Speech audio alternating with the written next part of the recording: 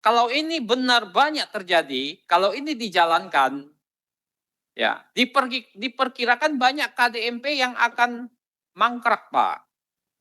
Ini hanya kembali ke zaman dulu, 1,8 triliun. Sejak itu turun terus. Kalau Pak Menteri berhasil naik ini sejarah Pak, bisa naik kembali ke 1,8. Komisi 6 mendukung, ya. Saya pikir angka yang masuk akal, karena 10 tahun yang lalu juga sudah di angka itu. Bahkan 15 tahun yang lalu, zaman Pak Airlangga Hartarto di atas itu. Ya. Jadi Pak Menteri harus berjuang, dibantu oleh teman-teman Banggar dan sebagainya. Di sini banyak teman-teman Banggar. Ada Pak Kanang ini, menentukan Pak ini, harus digandeng nih Pak Kanang ini. Ya, jadi ini tokoh di balik yang memberikan pengaruh besar di Banggar. Jadi itu. Nah, yang saya dari anggaran ini kemudian yang saya ingin tanyakan adalah, ini ada angka yang cukup menyolok, yaitu mengenai pembinaan dan pengembangan rantai nilai koperasi. Itu 20 miliar sendiri. Ya kan? Dari anggaran yang existing ini, yang sekarang 2027 indikasi ini. Ini kan harus diperjelas Pak Menteri. Apa rantai nilai yang akan dikembangkan seperti apa? Karena dari semua yang saya lihat paling besar ada di sini, 20 miliar. Ketemu belum angkanya? Sudah kan? Program perkoperasian di Deputi Bidang Pengembangan Talenta dan Daya Saing. Itu kan jumlahnya 42 miliar, 42,5 miliar. Nah, yang dari detailnya yang banyak itu ada di pembinaan pengembangan rantai nilai koperasi. Ini ada angka yang cukup menyolok di sini.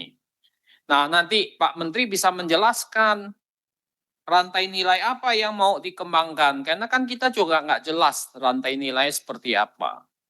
Apa KPI-nya Pak Menteri, Pak Peri? Ya, KPI-nya apa? Bahwa ini akan berhasil gitu. Jadi ini tentu, nah ini kan banyak komoditas apa yang diprioritaskan dalam rantai nilai itu nanti. Ini kan juga menjadi pertanyaan. Ya. Nah, saya pikir yang lain saya kecil-kecil nggak ada isu, Pak. Ya, yang paling besar ya hanya itu gitu. Nah, yang kedua adalah ini memang kalau kita lihat banyak beredar bahwa banyak koperasi itu sebetulnya banyak masalah di tata kelolanya. Ya, kita melihat banyak sekali koperasi yang buka tutup, nggak jelas.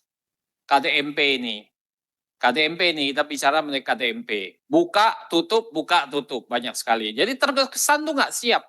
Presiden datang buka, presiden pergi tutup. Barangnya mungkin minjem itu, ya kan? Saya nggak tahu minjem atau apa, beli atau apa, saya nggak tahu, ya kan? Kemudian yang kedua banyak juga yang kemudian ada di dekat kuburan dibuat. Di mana itu dekat kuburan tuh, di Lamongan. Ya. Kemudian ada yang berhadap-hadapan, banyak di berita. Ada yang di tengah hutan di Wonogiri. Ya, di atas gunung di desa Ketiten Kendal. Ya.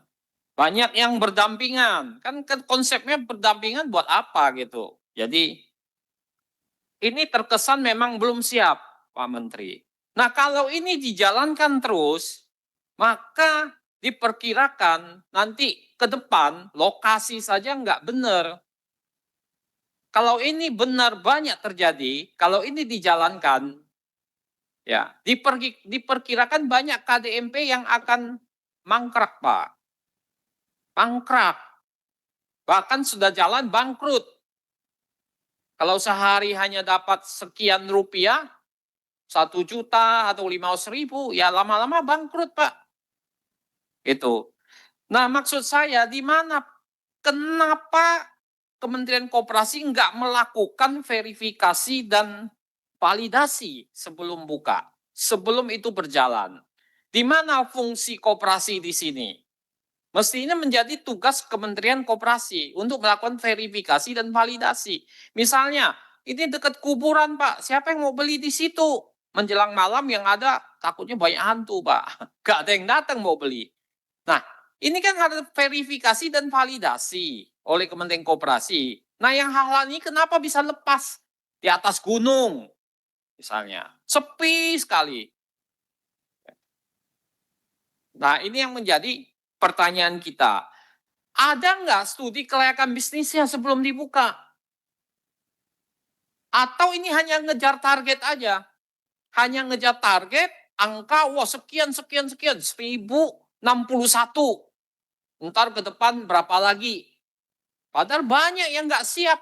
FS-nya ada nggak?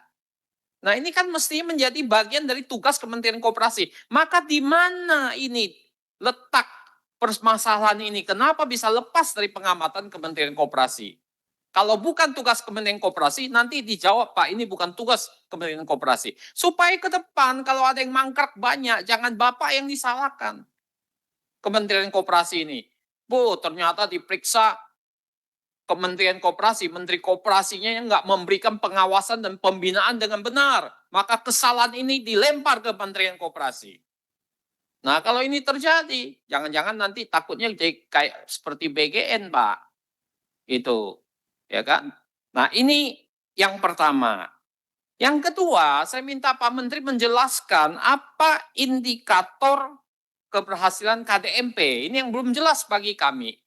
KPI-nya apa? Indikator keberhasilan yang objektif itu apa? Apakah jumlah yang berdiri, bangunan yang selesai, omset atau keuntungan? Ini kan bisnis, Pak, sebetulnya. Ini kan bisnis, bukan sosial ini. Masa udah dibukain usaha, kemudian udah dibina, nggak dilepas-lepas. Kan suatu saat harus dilepas, Pak. Nggak dikasih terus. Kalau dikasih terus manja, Pak. Nah ini modalnya habis nanti. Bagaimana selanjutnya? Nah indikator keberhasilan KPI, indikator yang objektif apa dari Koperasi Desa Merah Putih? Nah ini harus dijelaskan kepada publik sehingga publik tahu bahwa ada indikator yang objektif yang diukur. Ini kelihatannya target, Pak, angka. Wah, 1061. Ntar 5.000 berapa, ntar 80.000. Wah, kejar terus angkanya. Pak Ferry, kalau ini dikejar terus 80.000 dalam jumlah singkat, itu udah hampir dipastikan, Pak, banyak yang mangkrak, Pak. Hampir dipastikan banyak yang mangkrak. Maka tolong ini dicegah sebelum menjalar kemana-mana. Verifikasi dan validasi ini juga menjadi penting. FS-nya penting. Nah, kita minta Kementerian Koperasi menjalankan fungsi itu. Jangan hanya diem di situ. Ya. Nah, itu yang harus dilakukan. Yang ketiga adalah terkait isu bahwa beredar berita bahwa Bapak membeli dari distributor. Wah, ada truk-truk ngangkut di Surabaya itu kalau nggak salah. Ya. Ini model bisnis apa yang mau dikembangkan? Apa keunggulan bisnis Bapak? Apa core kompetensinya? Prahalat dan Gary Hammer mengatakan bahwa harus ada core kompetensi. Kompetensi inti. Apa kompetensi? Kalau cuma ngambil barang dari Indomarko, kemudian ditaruh, besok dipulangin lagi. Wah, ini mah kacau model bisnisnya, udah nggak benar. Bapak, bagaimana Bapak bisa bersaing dengan Alfamart dan Indomaret kalau Bapak model bisnisnya kayak gini? Sampai sekarang ini belum ketemu, Pak. Saya nggak lihat jelas model bisnisnya seperti apa. Bapak tahu nggak berapa SKU yang dijual oleh Indomaret dan Alfamart? 4.500 sampai 6.000. Bapak bisa berapa kalau hanya jual barang-barang BUMN? Sedikit sekali, 600, 400. Mereka 4.500 sampai 6.000. Kalau masyarakat datang apa hanya beli beras, beli gas? Tidak, Pak, beli yang lain-lain. Ciki, snack, semua, Pak, dia beli, Pak. Bagaimana Bapak menuju ke level yang sama? Ini tugas Kementerian Koperasi, model bisnis. Itu. Kalau Bapak nggak jelas, nanti Pak Kanang, Pak, dia jagoan, Pak, soal-soal gini. Ya. Jadi, menuju ke sana roadmap-nya bagaimana? Ini belum lihat oleh saya. Belum kelihatan nih roadmap menuju ke sana. untuk menciptakan keunggulan bersaing yang sustainable. Kalau kita bikin bisnis, harus model bisnisnya Pak, the sustainable Pak. Ini nggak kelihatan sama sekali. Nah ini yang kita harapkan ke depan. Dibantu oleh Komisi 6, kita bisa bantu Pak. Bapak jangan malu ngomong sama kami, ini banyak ahli-ahli model bisnis di sini. Model apa aja, model bisnis, model politik, semua jago-jago di sini Pak. Bapak minta bantu, kan teman kita semua Pak. Jadi jangan diam. Gitu. Nah ini yang saya harapkan. Coba bisa nggak Bapak bersaing sama Indomaret, Alfamart? Untuk bisa hidup bersaing, Bapak harus menutup yang lain. Itu nggak boleh Pak. Itu tidak sesuai dengan ekonomi Pancasila. Misalnya, Bapak mau buat ini dengan menutup yang lain, itu nggak bisa Pak. Itu nggak sesuai dengan ekonomi Pancasila Pak. Bapak harus bisa bersaing. Nah, menciptakan bisa bersaing, punya keunggulan bisnis, itu yang Bapak harus punya. Itu yang saya harapkan dari Kementerian Koperasi. Nah, ini saya ingin lihat roadmap-nya juga bagaimana. Saya ingin lihat ke depan, ya, nanti kita diskusi lebih lanjut. Saya pikir dari saya 4-5 poin itu Pak Menteri, ya ini hanya sebagai teman Pak. Benar-benar karena saya cinta Kementerian Koperasi ini soku guru Pak, pasal 33, ya, dari dulu sampai sekarang nggak ada yang hidup Pak, ya, nggak hidup-hidup ini Kementerian Koperasi. Yang punya daya saing itu 23%, hampir 77%. Keunggulan bersaing koperasi itu nggak punya keunggulan bersaing, Bapak Ibu semua. Jadi coba nanti buat indeks competitiveness koperasi. Ya, kok saingnya lemah sekali. Nah ini tugas Pak Ferry dan saya yakin Pak Ferry bisa. Terima kasih, Merdeka.